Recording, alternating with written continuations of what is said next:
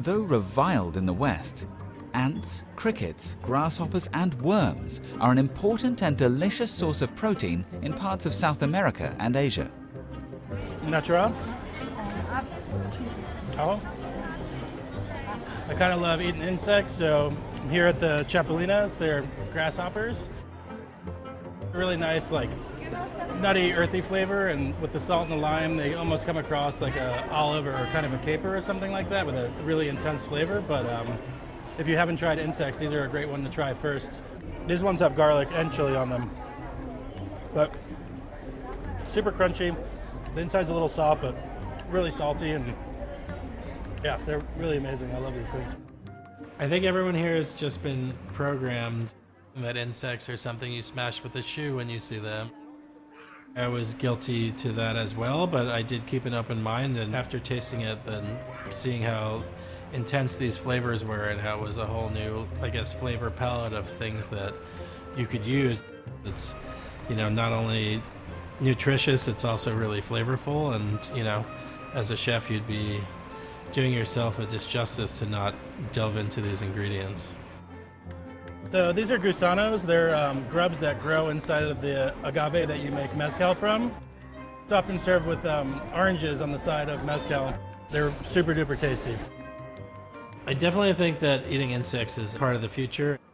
Not only because it's fun and exciting and delicious, I think that for the green footprint that's left.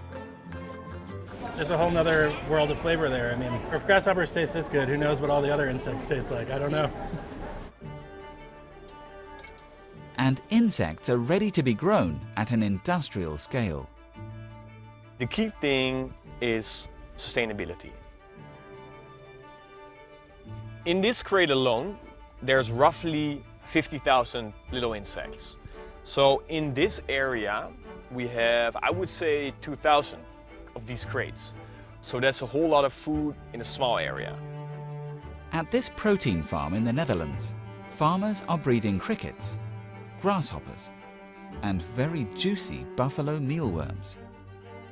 Insect proteins can be ground down into enriched flours and made into products like bread and pastas. These are the little creatures. As said, they're highly nutritious. What a lot of people talk about, of course, is protein. This is sort of high quality protein. Why? Because it has all 9 essential amino acids.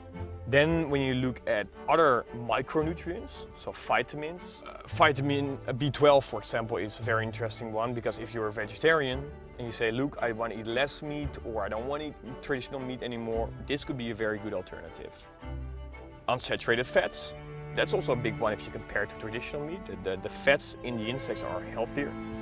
And then of course you have certain minerals. Think about iron, think about zinc.